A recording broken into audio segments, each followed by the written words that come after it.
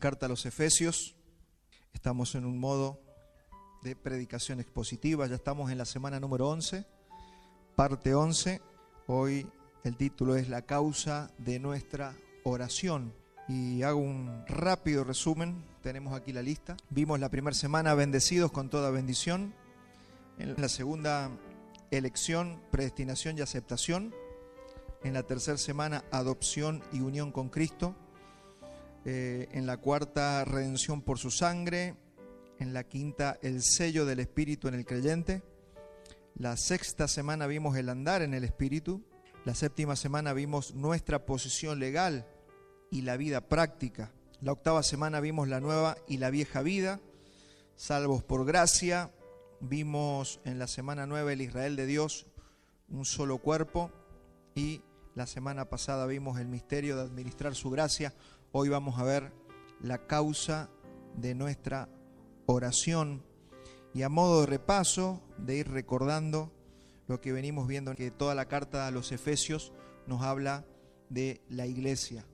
Nos habla de ese misterio escondido por los siglos, que no se menciona en el Antiguo Testamento, aunque hoy nosotros en el Nuevo Pacto vemos algunas referencias muy escondidas, pero de ninguna manera se hace referencia a la iglesia, y mucho menos que esa iglesia iba a estar compuesta de judíos y de gentiles. Era impensado para un judío pensar que algún día se iba a unir a un gentil y que iban a formar el cuerpo de Cristo, la nación santa de Israel. Hermano, eso es literalmente el Señor descolocó a la raza humana con su diseño, con su idea, con esto tan maravilloso que estamos viendo. Y Pablo va a hablar de este misterio en los primeros 3 capítulos.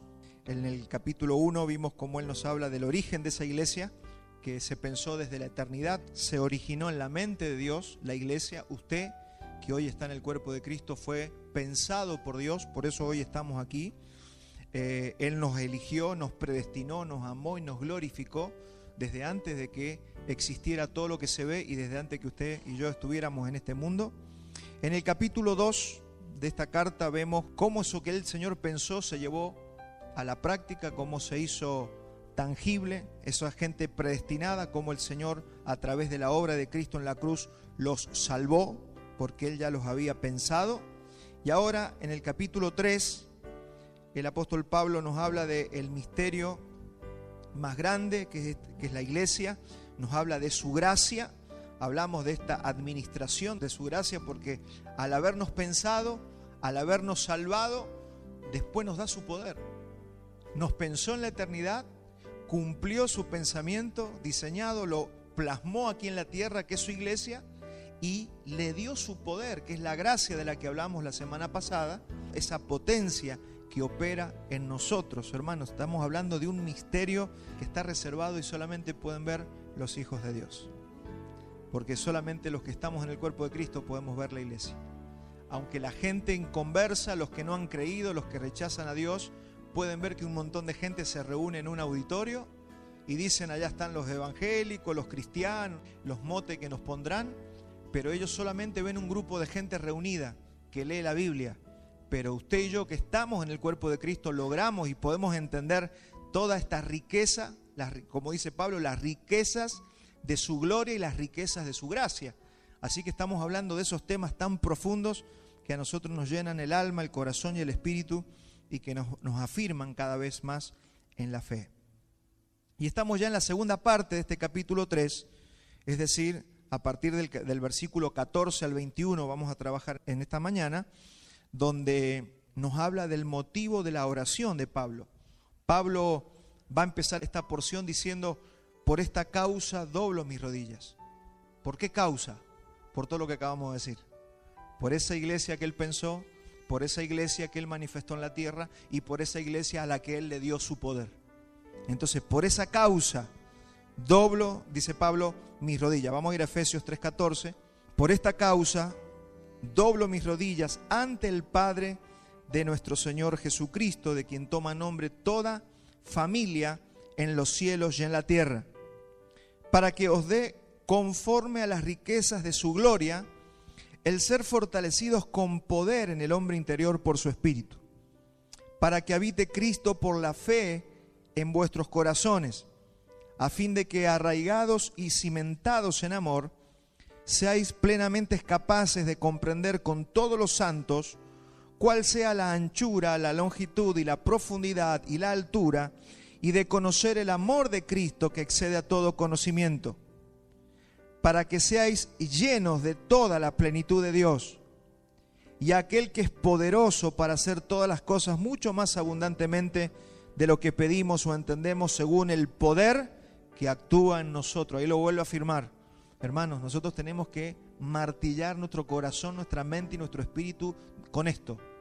Ese poder, según el poder que actúa en nosotros. Usted y yo, como hijos de Dios, no nos podemos dar el lujo de vivir ignorando el poder de Dios que está en nosotros. A Él sea la gloria en la iglesia, en Cristo Jesús, por todas las edades, por los siglos de los siglos. Amén.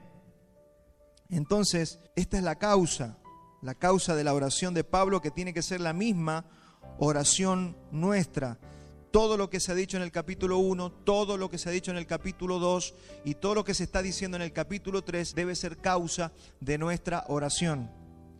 Y esta palabra viene a enderezar nuestras oraciones, porque tenemos una mala costumbre los cristianos de estar orando siempre por cuestiones terrenales, por necesidades materiales, por cuestiones que nos hacen falta, siempre orando mal, orando por las añadiduras, y eso es algo que le cuesta entender a los cristianos modernos. Tenemos la tendencia a ver lo que nos falta y eso le pedimos a Dios. Me está faltando trabajo, mi oración es: Señor, dame trabajo, ayúdame con el me falta algo, ya lo estamos orando. Cuando en realidad esas son las añadiduras que vienen como resultado de vivir una vida en Cristo llenas de poder. Si nosotros no vivimos el poder de Dios, por eso hay tantas oraciones que no son contestadas. Usted dice: pero si le estoy pidiendo al Señor esto y es una necesidad y no la recibo, y reciba la indirecta de Dios. No es por eso por lo que usted tiene que orar. Primero tenemos que doblar las rodillas por estas cosas, porque si yo no estoy entendiendo estas riquezas espirituales, estoy andando en una superficie donde el Señor dice: no me estás entendiendo, y andarán dos juntos si no estuvieran de acuerdo. No se puede caminar con el Señor. Así que si usted quiere llevarse bien con el Señor, aunque Él nos ama y nosotros lo amamos, pero puede que no estemos de acuerdo, y la palabra viene para que nos pongamos de acuerdo con el Señor. ¿Y dónde se muestra si estoy de acuerdo con Él? En la oración, sabiendo orar, aprendiendo a orar por los temas que hay que orar. Entonces, por todo esto es que Pablo dobla sus rodillas ante el Padre de nuestro Señor Jesucristo. Y lo siguiente que va a decir es que Él es Padre de toda la familia que está en el cielo y en la tierra. Y acá ya nos habla de una familia a la que usted y yo pertenecemos. Una familia, o sea, usted tiene familiares en el cielo y tiene familiares en la tierra. ¿Quiénes son esos familiares que tenemos? Claro, usted ve a su hermano y dice: este es mi hermano que se congrega conmigo, pero es mucho más grande nuestra familia. Y Pablo quiere que nosotros entendamos esto. Por ejemplo, todos los que han muerto en el Señor, que creían en el Señor, son tus familiares, aunque hoy no estén aquí en la tierra. Toda persona que murió en la fe del Señor Jesucristo, que para usar el lenguaje bíblico es hoy duermen, esa gente es tu familia. ¿Sabías? Porque Dios no es Dios de muertos, Dios es Dios de vivos. Es por eso, fíjese que en el monte de la transfiguración se le aparece Moisés y Elías. Estaban tres de los apóstoles, estaba el Señor Jesús y se le aparece Moisés y Elías. Ahí tenemos una muestra de que los que parten de esta tierra en la fe del Señor Jesucristo están vivos. Esa es nuestra familia, es parte de nuestra familia. Dice: de quien toma nombre toda la familia de la fe, de los que están en los cielos y de los que están en la tierra.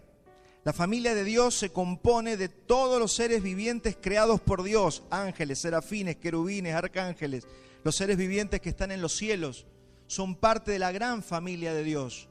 Dios tiene una gran familia en los cielos y en la tierra. De los humanos que ya murieron, como le acabo de decir, y también de los que están vivos hoy en la tierra y han creído. Todo eso es la familia de Dios. Por eso, y empezamos a ver un poquito sobre un tema muy mal explicado o mal expuesto, que es el tema de los ángeles. Usted tiene que ser consciente de los ángeles. Son siervos ministradores, parte de esa gran familia, pero que nos ministran. son seres creados por Dios, que están a favor de aquellos que hemos de heredar la salvación. Entonces, vaya conociendo a toda esa familia. Tenemos una gran familia en los cielos y en la tierra. Y este es un tema que muchos creyentes preguntan, se pregunta mucho. ¿Qué pasa cuando nos morimos? ¿A dónde nos vamos? ¿Qué pasa cuando nosotros partimos de esta tierra? Y yo sentí de aclararles este tema porque hay veces que el cristiano no está preparado para la muerte. Lamentablemente lo digo, a veces no sabemos qué es la muerte, tenemos demasiado temor, nos entristecemos como los que no tienen esperanza. Y Pablo está hablando de esto, ahí te tira una punta y te dice, tenemos una familia en los cielos y en la tierra. Todos los que partieron en el Señor están vivos. Segunda de Corintios 5:6. Vamos a tocar un poquito muy superficial este punto y vamos a seguir. Segunda de Corintios 5:6 dice, así que vivimos confiados siempre y sabiendo que entre tanto que estemos en el cuerpo, estamos ausentes del Señor. Porque por fe andamos, no por vista.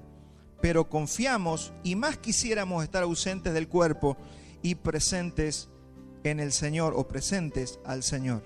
Acá está hablando de que Pablo te está diciendo que es preferible partir de esta tierra porque mientras estemos en este cuerpo, de alguna manera estamos ausentes del Señor. Pero si partimos, está hablando de lo que la gente le llama la muerte, automáticamente el cristiano, cuando su corazón deja de funcionar, abre sus ojos y se encuentra con su Padre Celestial. O sea, para que ya quede claro entre nosotros, si Dios decide que hoy Walter tiene que partir, automáticamente deja de latir su corazón, abre los ojos y se encuentra con su Padre Celestial y con toda la familia de la fe. Y me encontraré con mi padre que había creído, y me encontraré con ese hermano que ya partió y que ya está en la presencia del Señor. Tenemos que empezar primero a desmistificar la muerte, pero también tenemos que empezar a entenderla para no tener tanto temor. Mire, Pablo no tenía miedo, por eso arriesgó su vida como la arriesgó. Si allá estaban apaleando a los que predican, allá iba, porque él no tenía miedo, él había perdido todo temor a la muerte, por eso está escribiendo esto. ¿Por qué? Porque él tenía una claridad en lo que era la muerte. Hermanos, yo sé que nos tenemos que preparar para la muerte, hay que prepararse, que cuando lleguemos ahí y veamos al Señor cara a cara, nos encuentre habiendo hecho para lo que estuvimos creados y puestos aquí en la tierra. Algunas evidencias, porque hay algunas doctrinas raras que inventaron los testigos de Jehová y otras sectas como los adventistas, que si usted se muere entra en un sueño hasta que venga el Señor por segunda vez y ahí va a resucitar. Hay esas doctrinas y todo eso se enseña en muchos lugares. Lo que usted tiene que saber, y yo, es lo que dice la Escritura. Mire, vamos a Lucas 23:42. ¿Se acuerdan del ladrón que estaba ahí a la derecha del Señor? Y dijo a Jesús, acuérdate de mí cuando vengas en tu reino. Entonces Jesús le dijo, de cierto te digo que hoy estarás conmigo en el paraíso. O sea, hoy, ese mismo día iba a estar con el Señor en el paraíso. Hay muchísimas evidencias más. Simplemente hay que buscarlas en la Escritura. Hay que investigar y conocer sobre este asunto. O sea que al morir, nuestro espíritu y alma van automáticamente a la presencia del Señor, esperando sí la resurrección del cuerpo.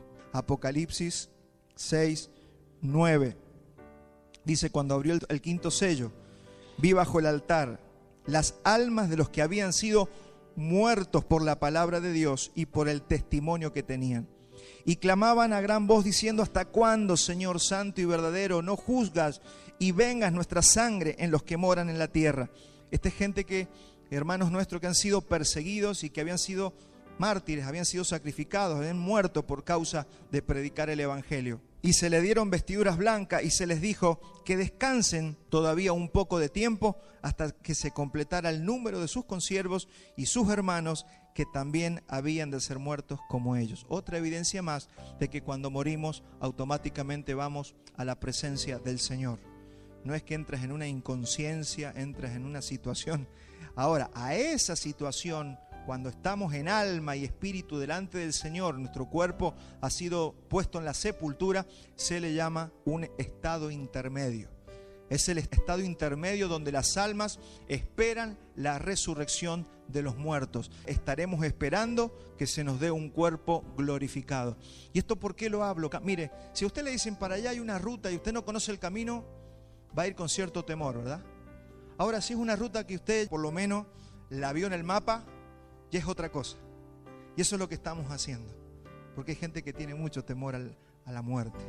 Y nosotros, aunque Pablo tampoco decía, me da cosa ser desvestido de este cuerpo, pero él dice, pero es muchísimo mejor. Él estaba consciente, sabía que era muchísimo mejor partir y estar con el Señor.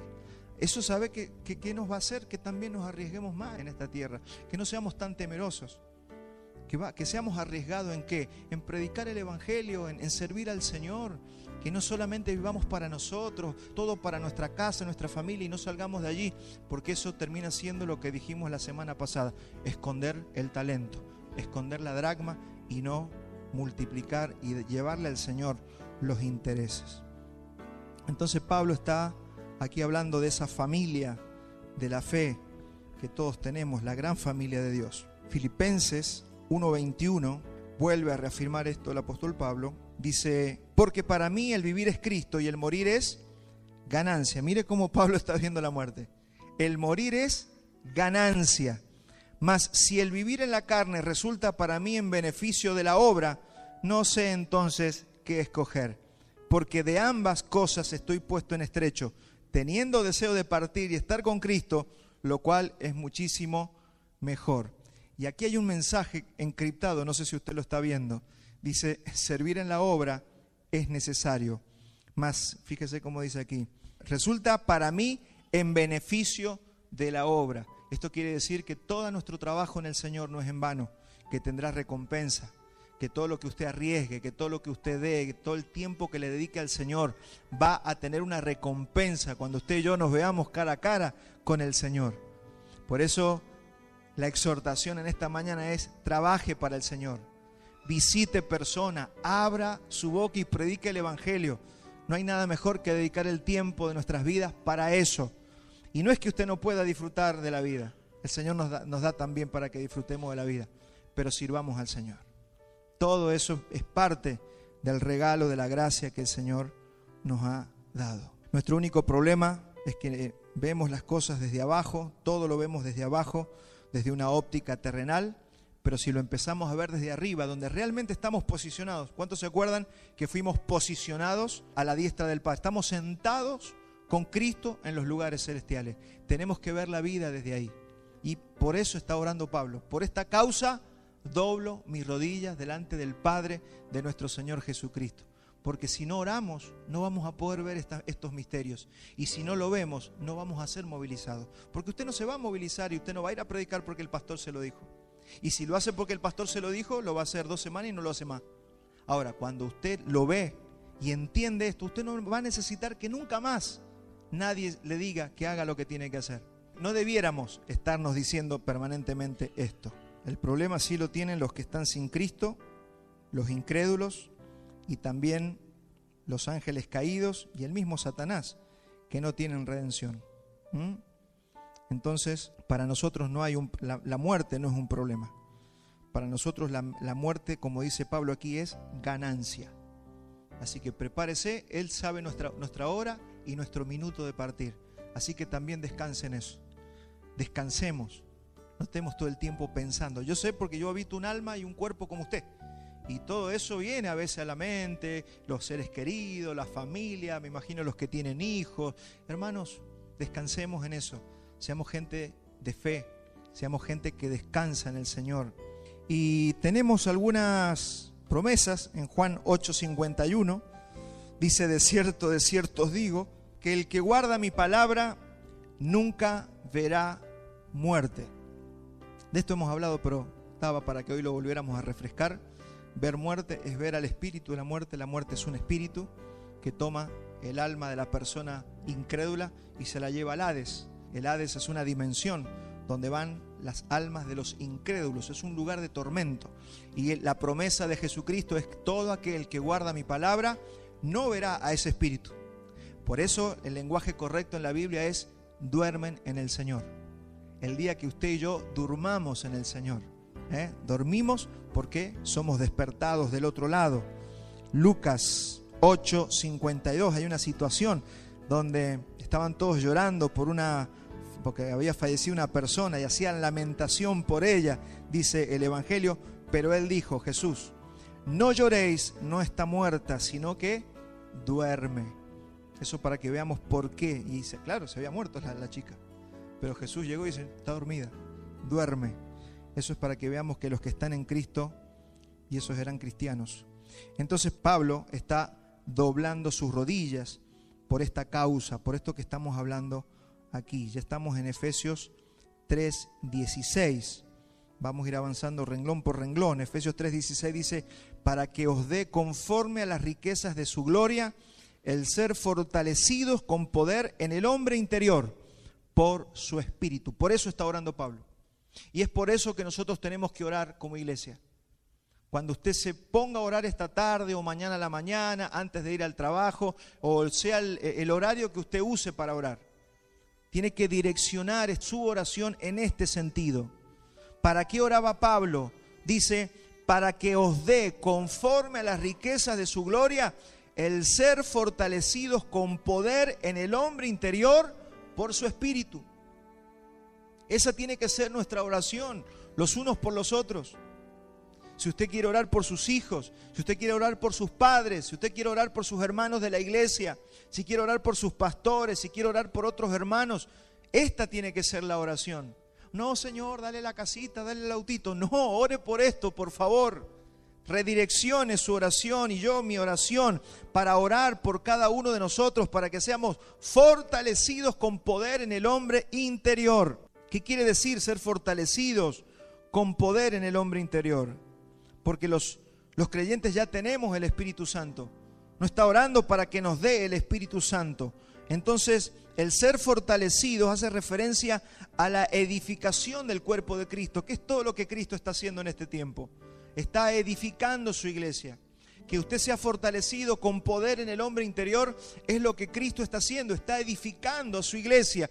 Ahí edificamos la iglesia cuando nuestros hermanos y nosotros somos fortalecidos en el hombre interior. Hace Cristo lugar a como terminamos la semana anterior hablando de que el Señor nos está edificando para morada.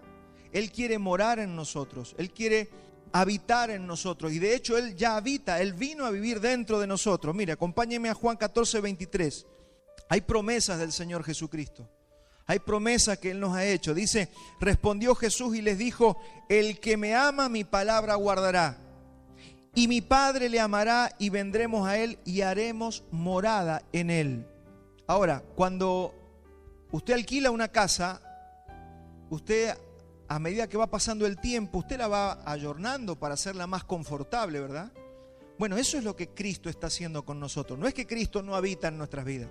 Él nos amó de tal manera que nos salvó y nos dio de su Espíritu Santo, pero comenzó un proceso de edificación en nosotros.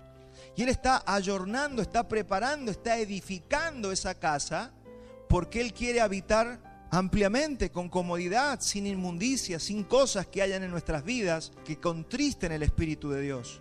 Entonces, en ese sentido es lo que Pablo está, fíjese que estamos tratando de estar en la mente de Pablo o del Espíritu Santo cuando hizo escribir esto. Entonces Jesús dijo, el que me ama, mi palabra guardará y mi Padre le amará y vendremos a Él y haremos morada con Él. Es decir, Él quiere habitar a plenitud en nosotros. Ya habita, pero quiere habitar cómodamente. No quiere estar ahí escondiéndose de cosas que hay en nuestra mente, en nuestro corazón, pecados, cosas que son inmundas para la santidad, que dice la Biblia, contristan el Espíritu Santo de Dios. Si no habitara en nosotros, el Espíritu Santo no se contristaría. O sea, imagínense el amor del Padre, el amor del Hijo y del Espíritu Santo para venir a morar dentro de nosotros. Somos su cuerpo, somos su iglesia, somos parte de su familia. ¿Cuántos tenemos familiares o somos familiares de alguien y nos tenemos que aguantar tantas cosas, ¿no? Seamos familiares, cada uno tiene su carácter, tiene su forma de ser, y nos tenemos que aguantar ciertas cosas. Bueno, Él nos aguanta, pero Él no nos va a dejar como estamos. Él va a seguir trabajando en nuestras vidas. Si usted ve a su hijo que todavía le falta madurar, crecer, usted va a trabajar en sus hijos. Los matrimonios, trabajamos uno con el otro, tratando de que ambos podamos desarrollarnos, crecer, madurar, santificarnos. Eso es lo que Él está haciendo en nosotros. Ya habita en nosotros, pero nos está edificando. Así que crea y sepa que Dios lo habita si usted ha creído y ha recibido el Espíritu Santo, por supuesto, ¿no? Entonces todo el plan de Dios con la iglesia en este periodo de la historia es prepararnos para habitar en nosotros. Los hombres a veces no entienden, o los cristianos no entienden la palabra poder, porque cuando hablamos del poder de Dios, ¿qué se imagina? Sobre todo los que pasaron por la iglesia pentecostal, carismática, liberal, vienen con esas ideas de poder de Dios, es voltear gente, hacer milagros, sanidades, echar fuera demonios, que se convierta mucha gente, pero Dios no está pensando en ese estilo de poder. No está hablando de eso cuando habla de ser llenos del poder de Dios. Él está hablando de otra cosa. Él está hablando de poder crecer en fe para que Cristo pueda habitar en nuestros corazones y pueda manifestar esa plenitud de la que está hablando Pablo en esta carta. Entonces, el mismo poder del que Pablo también habla en Colosenses 1, 9 al 11. Dice, por lo cual, también nosotros desde el día que lo oímos, no cesamos de orar. Pablo siempre hablando de la oración. No cesamos de orar por vosotros y de pedir que seáis llenos del conocimiento de su voluntad en toda sabiduría e inteligencia espiritual, para que andéis como es digno del Señor, agradándole en todo, llevando fruto en toda buena obra. Esto es lo que se busca con esa oración. Fíjese. Y creciendo en el conocimiento de Dios, fortalecidos con todo poder, conforme a la potencia de su gloria, para toda paciencia y longanimidad. En otras palabras, la oración por nuestros hermanos tiene que ser para que crezcan a la imagen de Cristo. Hermanos, si todos oráramos por esto y dejáramos de orar por cada cosa que oramos, oremos para que nuestros hermanos crezcan a la imagen de Cristo, para que sean más santos, para que sean fortalecidos y puedan vivir en la pureza y en la santidad de Dios. Termina siendo una clase de oración al final lo que estamos hablando hoy, para que los hermanos crezcan en amor. Usted ve un hermanito que le falta amor, ore, no se enoje con el hermano, ore para que el Señor lo fortalezca. Esto va de la mano con lo de la semana pasada, para que esa gracia, que es la potencia de Dios, opere en ese hermano en forma de amor. Así funciona Cristo en nosotros, en paciencia. ¿A cuántos de aquí le falta paciencia? Dice, che, la verdad que me faltaría ser un poquito más paciente. Alguien tiene que orar por vos. Si nos falta paciencia, oren por mí. Si al pastor le falta paciencia, oren por el pastor. Y así vamos cambiando. Y no es que yo me quiera poner de ejemplo de nada. Lo que quiero decirles es que podemos ir madurando, creciendo, siendo fortalecidos con poder en el ministerio, en la casa, como maridos, como mujeres, como hijos. Claro que podemos cambiar. No digamos, bueno, así soy yo y listo. No, no es así, porque nos van a tener que aguantar toda la vida. Y a veces matrimonios se aguantan porque no hay otra, o porque no se pueden ir, o porque son cristianos y no se pueden separar. Hermanos, no podemos vivir una tortura de esa clase. Seamos fortalecidos con el poder de Dios. Va a cambiar todo, va a ser agradable. Tiene que ser agradable que nos reunamos entre nosotros y no estemos con esas tensiones porque uno habla de más, porque uno chismosea y como le digo, y se arruina hasta una charla por los chismes. Entonces todo eso es orar. No es enojarse, no es no me junto más con vos, no es no te saludo, no es eso. Es oremos por. Todo eso el Señor te lo muestra para que oremos. Doblemos nuestras rodillas delante del Padre de nuestro Señor Jesucristo para que el Señor fortalezca. Mire, la iglesia que hace eso son iglesias deleitosas, donde da gusto estar. Y acá dice longanimidad, es decir, constancia de ánimo en las dificultades. Porque hay gente que va a sufrir y vamos a sufrir o sufrimos dificultades o aflicciones. El tema es que tengamos constancia de ánimo. Que no, listo, no me congrego más porque yo no tengo ni ganas, ya estoy fallando. Oremos por los que están débiles, oremos por nosotros mismos. Que no nos falte el ánimo pronto para perseverar en medio de la dificultad. Ser fortalecidos con poder es que podamos vivir como Cristo vivió, expresando que su carácter. No podemos abandonar nuestro lugar, no podemos abandonar nuestra tarea. Entonces, hay una revelación y comprensión del amor de Cristo por esta causa, porque cuando usted y yo oramos por nuestros hermanos, los hermanos empiezan a entender algo más, que es el amor de Dios. Fíjese, Efesios 3:17.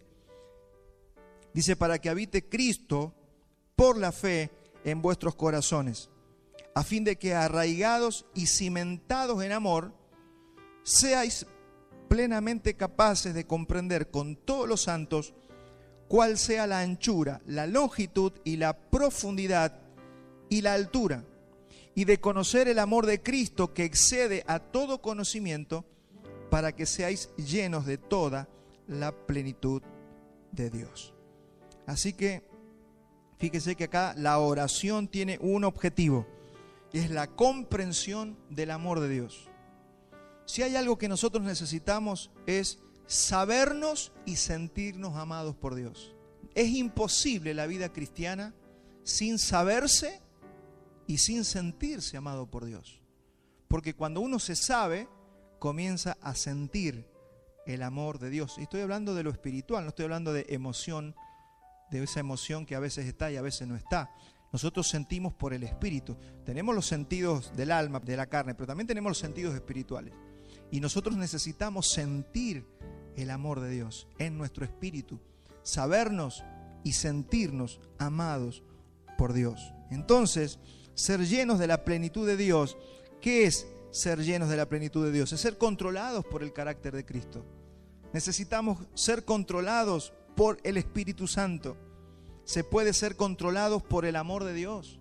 Antes me faltaba amor, ahora soy controlado por el amor de Dios. Puedo tolerar cosas que antes no toleraba. ¿Y eso cómo se hace? ¿Cómo cambia? Eso es ser edificados, hermanos. Eso es crecer en Cristo. Que Cristo se manifieste en nosotros. Que Cristo se... Hay muchas formas de decirlo. Que Cristo se forme en mí. Es esto. Que Él pueda controlar mi carácter. Se puede ser controlado por el amor de Dios, porque Dios es amor. Podemos ser controlados por Él. Dios es paciente. Entonces Él puede controlar mi carácter y yo ser paciente, no porque yo sea paciente, sino porque Él me controla. A eso se le llama ser llenos de toda la plenitud de Dios. Hermanos, me gustaría hacer la pregunta, ¿cuántos han experimentado esto? Porque si no lo has experimentado, estás en problemas. Si nunca has experimentado que el amor de Dios controle tu carácter, si no has experimentado nunca que la paciencia de Dios controle tu carácter, estás en serios problemas. Tienes que experimentarlo, tienes que vivirlo, tienes que orar. Y si no, pide oración a los hermanos. Yo necesito oración porque la verdad que me falta paciencia. Yo necesito oren por mí, pastor, porque la verdad que necesito que se manifieste el amor de Dios en mí. ¿Y qué tiene que hacer la iglesia? Orar. ¿Para qué? Para doblar rodillas, para que el poder de Dios opere en cada uno de nosotros de esta manera. Yo sé que esto suena así, hasta puede parecer, no sé, ya lo sabemos. No sé si lo sabemos. No sé si lo sabemos, no sé si lo vivimos. No sé si como iglesia oramos por esto. Por eso, por las dudas, hermanos, direccionemos nuestra oración. Dios es santo, es lo que tiene que ver con lo que hablamos la semana pasada. Dios es santo. Y si yo soy fortalecido con poder en mi hombre interior, Él va a controlar mi santidad y Él va a ser santo en mí.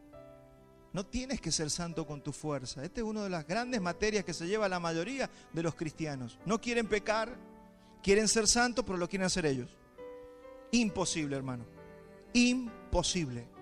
Tienes que soltarte en los brazos del Señor. Decirle, Señor, no lo voy a intentar yo. Yo oro para que vos me fortalezcas en mi hombre interior por tu espíritu.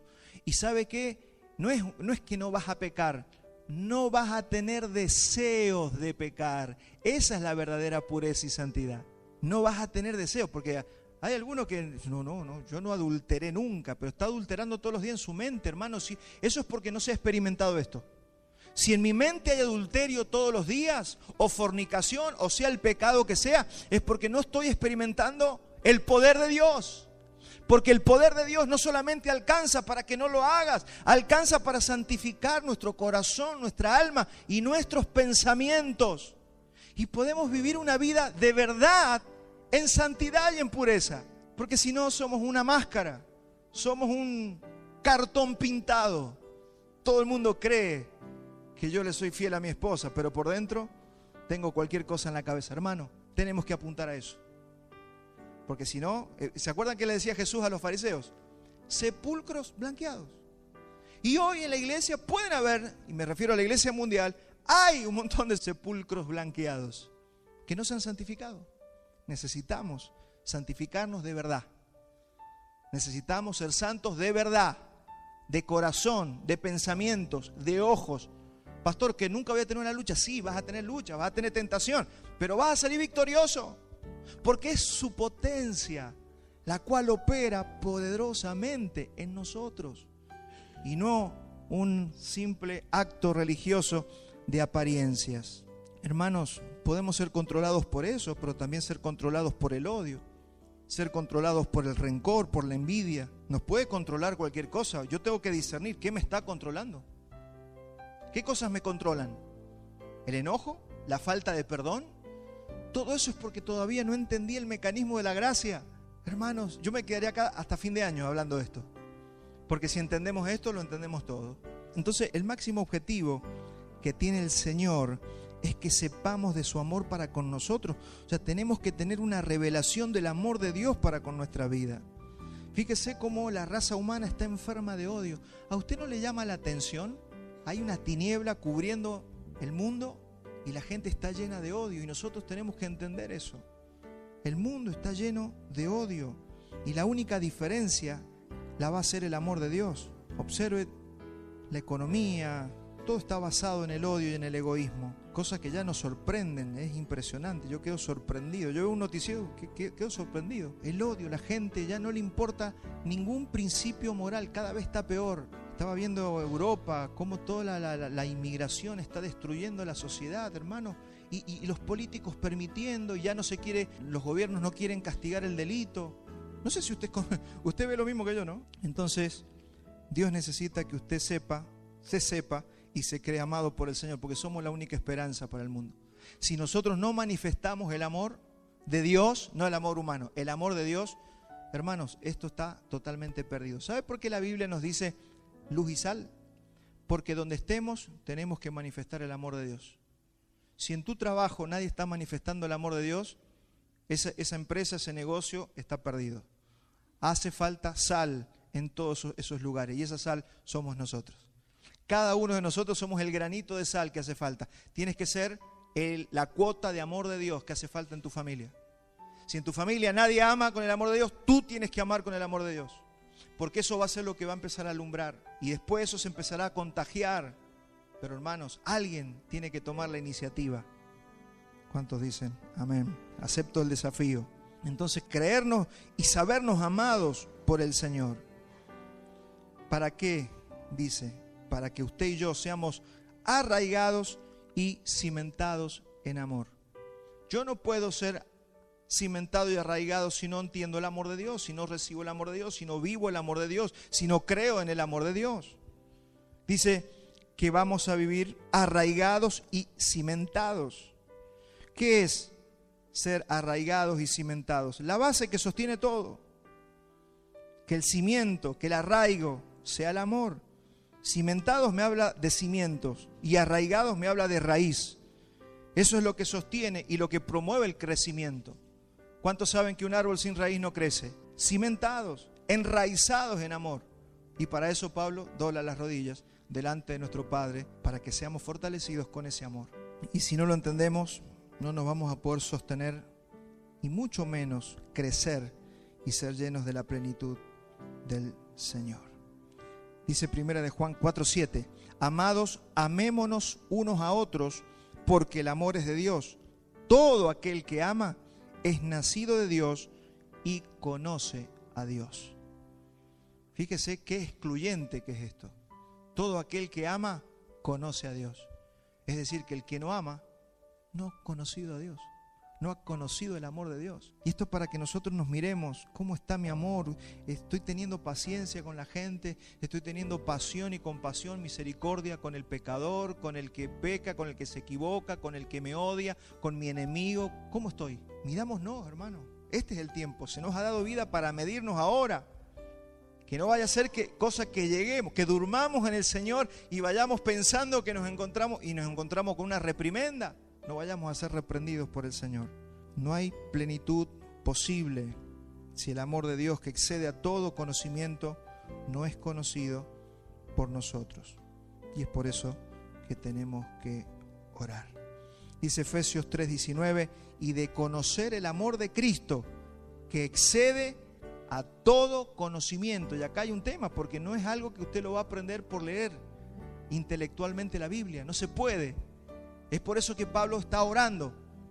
Si yo no puedo entender el amor de Dios, tienen que orar por mí, porque solo Cristo me puede revelar su amor. Si usted ve un hermano, un familiar que no ama, que le falta amor, ore por esa persona. ¿Para qué? Para que el Señor le muestre, le revele y sea lleno de la plenitud del amor de Dios, para que pueda amar. Si no, va a ser imposible, porque es un amor que no se puede entender académicamente ni intelectualmente.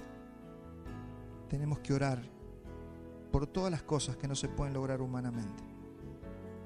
Si usted dice es imposible, para eso está la oración. ¿Cómo va a cambiar mi esposa, mi esposo, mi hijo? Para eso está la oración. No es con gritos, no es con pelea, no es con discusiones, es con oración. Así que imagínense, si algunos que no están orando, peor todavía. Hay que orar y clamar al Señor por estas cosas. Efesios 3:20, y aquel que es poderoso para hacer todas las cosas mucho más abundantemente de lo que pedimos o entendemos, según el poder que actúa en nosotros. A Él sea la gloria en la iglesia, en Cristo Jesús, por todas las edades, por los siglos de los siglos. Amén. Entonces, si hacemos un repaso de esta oración de Pablo, recuerde que estamos en la causa de nuestra oración. ¿Por qué tenemos que orar? Vamos a hacer este repaso que hace Pablo. Pablo está orando para que seamos fortalecidos en el hombre interior por su espíritu. ¿Para qué? Para que seamos una morada digna donde Cristo pueda habitar a gusto y no esté incómodo o siendo contristado su espíritu. Para que junto con todos los creyentes podamos crecer en el conocimiento del amor de Dios. Ese es el objetivo de la oración, que nuestros hermanos conozcan el amor de Dios, sean llenos de esa plenitud del amor de Dios. Finalmente, para que seamos llenos de esa plenitud, ¿qué significa esto? Que nuestro carácter sea controlado por Él. ¿Se da cuenta? Mire, cuando entendamos el poder que hay en la oración, vamos a dejar de estar siendo fracasados espirituales, que no podemos cambiar, que esto me parece imposible. Hermanos, es la oración correcta la que empieza a transformar nuestras vidas. Y va a ver cómo prontamente muchas personas que ni siquiera querían conocer a Dios van a empezar a venir a Dios por causa de que acá hay luz, de que nos hemos transformado en gente que alumbra y no gente que tiene intelecto porque lee mucho. Necesitamos la verdad, necesitamos la esencia manifiesta. Y termina aquí el apóstol Pablo dándonos ánimo, diciendo que Dios hace todo siempre mucho más abundante de lo que pedimos y entendemos según su poder. Prepárese para ser sorprendido por el Señor, porque usted va a estar esperando, orando por una persona y se van a convertir 3, porque usted va a estar orando para que una persona manifieste el amor de Dios y va a manifestar amor, paciencia, benignidad, todo el fruto del Espíritu Santo. Usted va a ver gente siendo transformada y usted y yo vamos a ser transformados por la oración de nuestros hermanos. ¿Se da cuenta? Por eso somos un cuerpo. Si no, cada uno ora por sí mismo. No, no es así. El Señor le va a mostrar tu falencia a tu hermano para que ese hermano ore por vos. Familias, pónganse otra familia y oren por esa familia. Reúnanse y oren por otra familia. Oren para que el amor de Dios sea revelado en esa familia. Y otros estarán orando por vos, por ustedes. Y ahí vamos a ir viendo cómo el crecimiento, la plenitud de Cristo se empieza a manifestar. Todo, ¿para qué? Dice Pablo, para que Dios sea glorificado. Terminamos con Efesios 3:21. A Él sea la gloria en la iglesia, en Cristo Jesús, por todas las edades, por los siglos de los siglos. Amén. ¿Para qué es todo lo que estamos diciendo? Para que el Señor sea glorificado. No para que a mí me vaya bien, eso es de rebote. Es para que Él sea glorificado. Para que si algún día una persona nueva entra por esa puerta y tiene contacto con nosotros, sea impactado no por tu peinado bonito, sino por el amor de Dios. Que el amor del Padre lo toque, lo quebrante y esa persona pase como muchas veces pasó en la Escritura, terminaban arrodillados pidiendo perdón por sus pecados. Y no tuviste que decirle, usted es un pecador, arrepiéntase, no hace falta. que los predicadores andemos gritándole a la gente, amenazándolos para que se arrepientan. Claro que hay que predicar el evangelio, hay que llamar al arrepentimiento, pero mi hermano, el amor de Dios es el que nos contriñe y nos hace caer rendidos a sus pies. Amén.